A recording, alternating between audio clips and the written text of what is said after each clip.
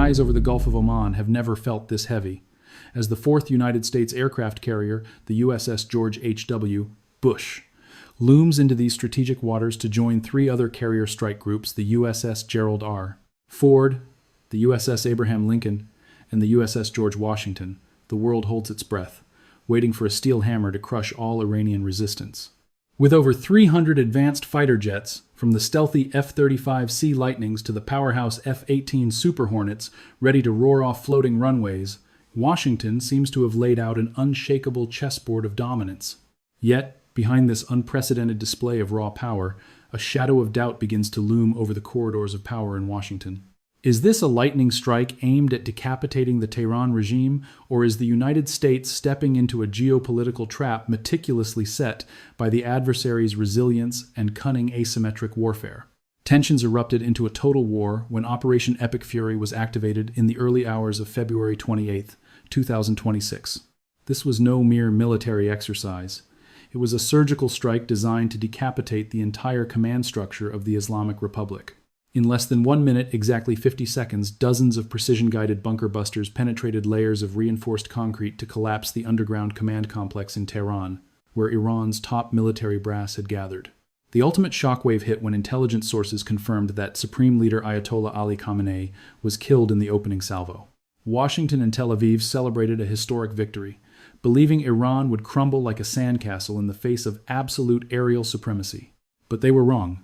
Tehran did not collapse according to the scripts of Venezuela or Afghanistan.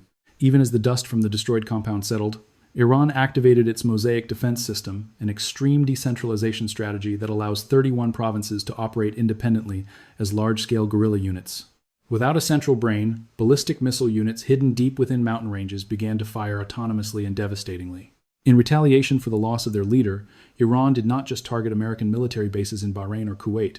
They expanded their fire to the entire Middle East, turning Dubai, Doha, and Abu Dhabi into flaming battlegrounds. The message from Iran was clear and chilling. If their leader must die, the world will suffer with them. The Strait of Hormuz, the most vital oil artery on the planet, was completely blockaded by sea mines and fast attack swarms, cutting off 20% of the global oil supply. Brent crude prices surged 13% in a single day, threatening to collapse the recovering economies of Europe and Asia, while President Donald Trump continued to claim on social media that the U.S. was winning on all fronts. The reality was that the American military was being dragged into a costly war of attrition, where each Patriot interceptor missile costing millions of dollars was spent to stop cheap drones or mid-range missiles. The trap has been sprung, and the arrival of the 4th aircraft carrier may not be the end of Iran, but the beginning of the darkest chapter in the history of U.S. military intervention in the Middle East. The arrival of the 4th aircraft carrier was supposed to be the final nail in the coffin, a psychological blow that would force the Iranian military to surrender. Instead, it became the catalyst for an unprecedented escalation. As the sun rose over the Persian Gulf on the 5th day of the conflict, the sheer scale of the miscalculation began to surface. American intelligence had predicted a Venezuela scenario, a rapid internal collapse where the military would abandon their posts once the leadership was gone. They could not have been more wrong. What they encountered was an Afghanistan on steroids, a nation of 85 million people where the regular army and the Revolutionary Guard merged into a singular, decentralized insurgency force. While the world's eyes were fixed on the carrier decks, the first wave of the counterattack did not come from the sea, but from the digital and social fabric of the region. Across the Middle East, the American narrative of liberation and bringing democracy was being incinerated by images of carpet bombing in the heart of Tehran. Reports began to flood in of strikes hitting civilian infrastructure, including a girls' school in the southern city of Minab. Although Washington scrambled to verify these reports, claiming it would never deliberately target non-combatants, the damage was done. The Arab Street was on fire. In Riyadh and Kuwait City, U.S. embassies were forced to bolt their gates as furious crowds gathered, and for the first time in decades, American nationals were told to flee the region immediately with no clear instructions on how to navigate the chaos. Back in Washington, the political machinery was doubling down on the rhetoric of total victory.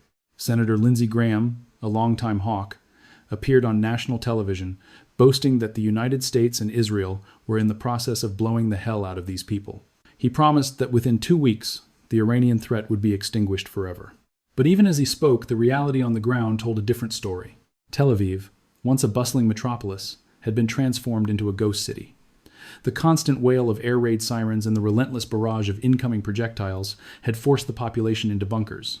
Despite the Iron Dome's legendary efficiency, the sheer volume of the Iranian-led Mosaic strikes, utilizing everything from advanced ballistic missiles to primitive but effective suicide drones, was beginning to saturate the defenses. The strategic trap was now fully visible. By committing 4 aircraft carriers to a confined body of water like the Persian Gulf, the United States had placed its most valuable assets in a shooting gallery. Iranian military doctrine had spent 30 years preparing for this exact moment. They didn't need to sink a carrier to win. They only needed to prove they could hit one. Thousands of Iranian-made roadside bombs, the same technology that caused 80% of U.S. casualties in Iraq, were being deployed along every potential ground route. Tehran was no longer just a city. It was the epicenter of a regional wildfire that was now spreading to Lebanon, Syria, and Yemen, dragging the 4th carrier group into a conflict that had no exit strategy and no clear definition of victory. The presence of the 4th carrier strike group is not merely a message to Tehran. It is a high-stakes gamble with the entire global financial system. As the American warships converged, Iran responded with a tactic the Pentagon calls suicide swarming. Instead of facing the supercarriers head-on, Tehran unleashed hundreds of unmanned, high-speed boats packed with high explosives, coordinated with anti-ship cruise missiles launched from coastal caves. This is precisely the trap military analysts had warned about, forcing the United States to expend $5 million SM-6 interceptor missiles to take out targets worth less than $10,000. This cost asymmetry is draining the U.S. defense budget faster than any conflict in history. Meanwhile, inside Iranian territory, the chaos did not lead to a white flag. Instead, it triggered a massive wave of hyper-nationalism. Footage of airstrikes hitting residential areas in Tehran and other major cities has turned even those who previously opposed the government into volunteer fighters. Washington's liberation campaign is being successfully reframed as a brutal invasion in the eyes of the local population. Reports from the ground indicate that Revolutionary Guard units have retreated into the rugged mountain ranges, setting up mobile artillery and missile sites that are nearly invisible to U.S. satellites. They are applying the exact lessons learned from Afghanistan, drawing the enemy into a war of attrition where American technological superiority is neutralized by geography and sheer defiance. In Tel Aviv, the situation is even more dire. Israel's economic capital has become a ghost city. Blockades enforced by Iran and its proxies, such as Hezbollah, have severed vital maritime trade routes. Israel's food and fuel reserves are depleting at an alarming rate.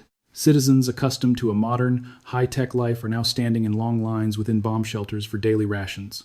Despite bold claims from Washington politicians that victory is just around the corner, the reality is that Israel is facing unprecedented retaliation, and its missile defense systems are reaching a breaking point as thousands of unidentified flying objects swarm across the borders every night.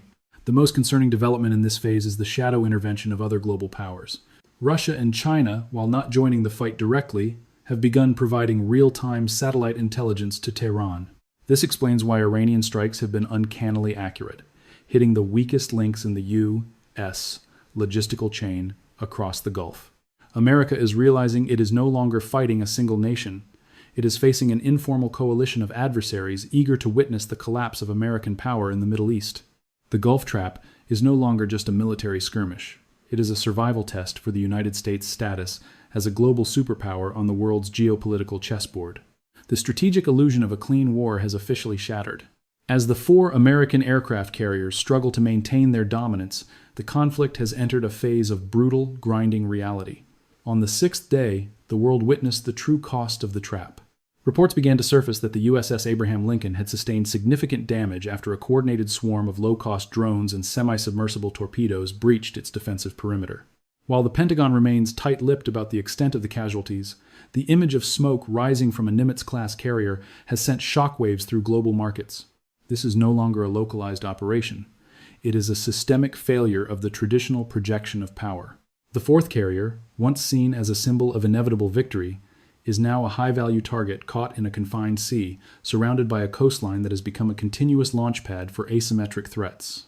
In Washington, the political fallout is becoming uncontrollable.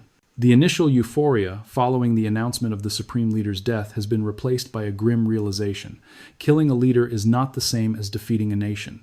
President Trump, speaking from the Oval Office, made a direct and desperate appeal to the Iranian people, urging them to seize the moment and topple the regime. He promised that their hour of freedom was at hand and told them to stay sheltered while American bombs continued to fall. However, this rhetoric has largely fallen on deaf ears inside Iran.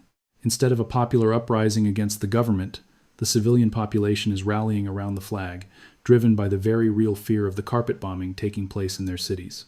The liberation narrative has been completely overtaken by the reality of a humanitarian catastrophe. The economic consequences are now hitting the American heartland. With the Strait of Hormuz effectively closed, gasoline prices in the United States have doubled in less than a week. The America First agenda is being tested by the reality that a war in the Middle East is an expensive endeavor that no amount of domestic oil production can fully offset. In the halls of Congress, the bipartisan consensus for the war is beginning to fray.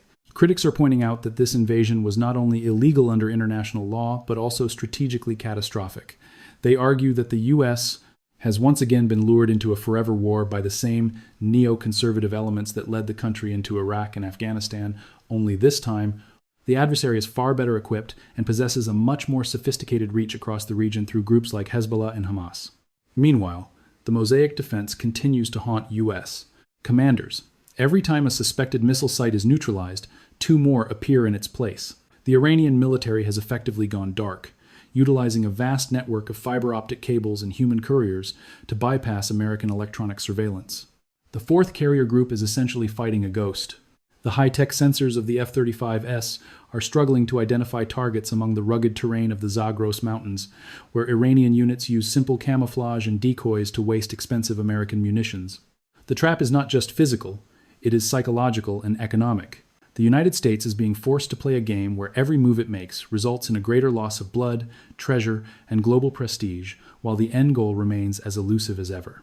While the fire from the 4 aircraft carrier strike groups continues to rain down on strategic coordinates, another brutal reality is surfacing. The United States has drastically underestimated the self-healing capability of the Iranian war economy.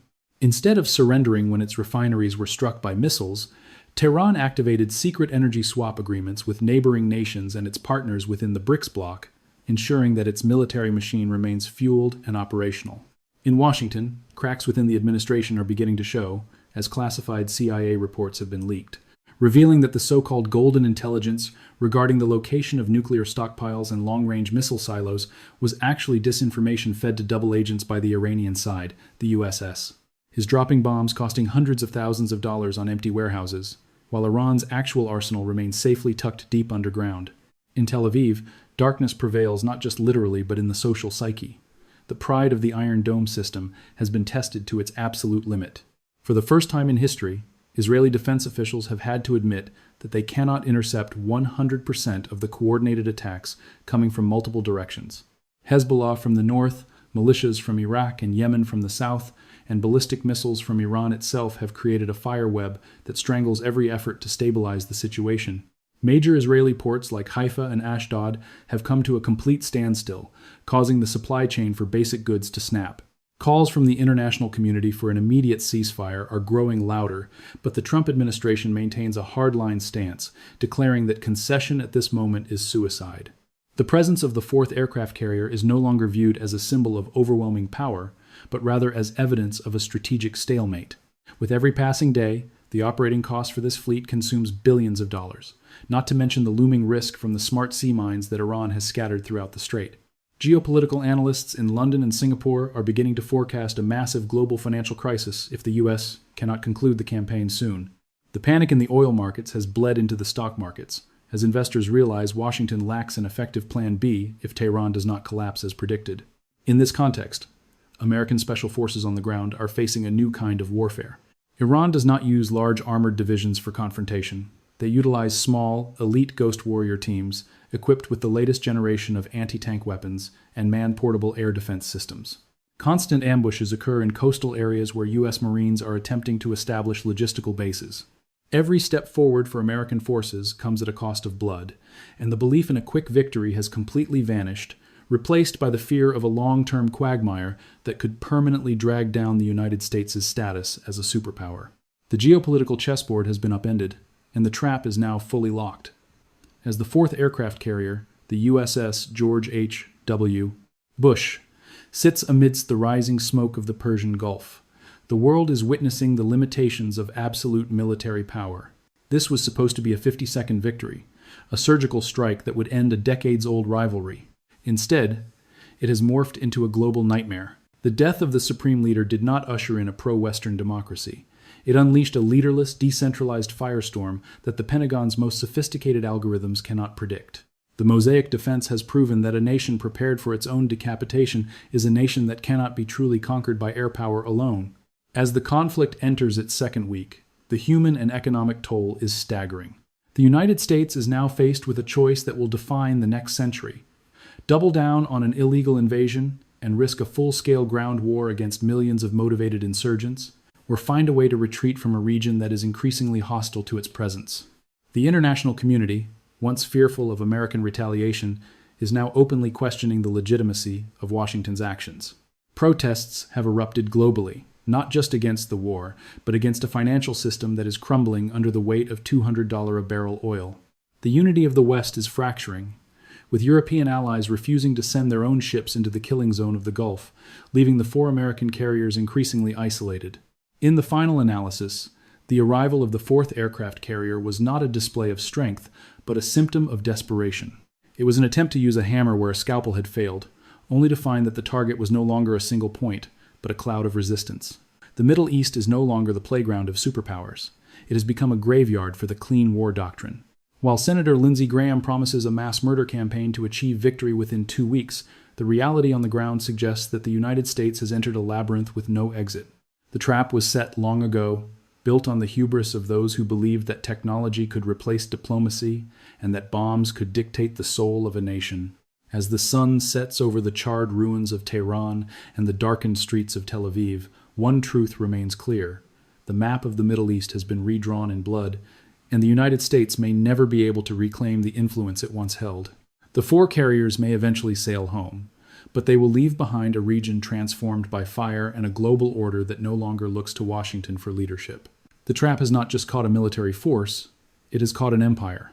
This is the end of the beginning, and the world can only watch in silence as the echoes of the 50-second strike continue to reverberate through history, proving that in the game of geopolitical chess, the most dangerous move is the one you think you've already won.